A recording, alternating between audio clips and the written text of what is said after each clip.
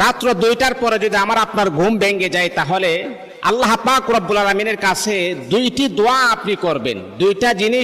দুইটি দোয়া আপনি যদি করেন, তাহলে ইনশাআল্লাহ আল্লাহ পাক রব্বুল আলামিন আপনার যে কোনো হাজত আমার আল্লাহ পূরণ করে দিবেন। মনে রাখতে হবে, ওই সময় ঘুম ভাঙ্গাটা এটা আল্লাহ পাক রব্বুল আলামিন স্বয়ং আমার আল্লাহ আপনাকে মেসেজ দিয়েছেন।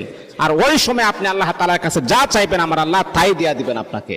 এই জন্য আমার প্রিয় বন্ধুগণ, বিশ্ব নবী মদিনার কামলিওয়ালা নবী সাহাবায়ে কেরামকে বললেন, ও আমার সাহাবীরা শোনো শোনো, রাতের বেলা তোমরা যখন গভীর রাত্রে যখন ঘুমিয়ে যাও, হঠাৎ করে যখন তোমাদের ঘুম যখন ভেঙে যাবে, তখন তোমরা পড়বা লা ইলাহা ইল্লাল্লাহু ওয়াহদাহু লা শারীকা লাহু লাহুল মুলকু ওয়া লাহুল হামদু ওয়া হুয়া আলা কুল্লি শাইইন কাদির।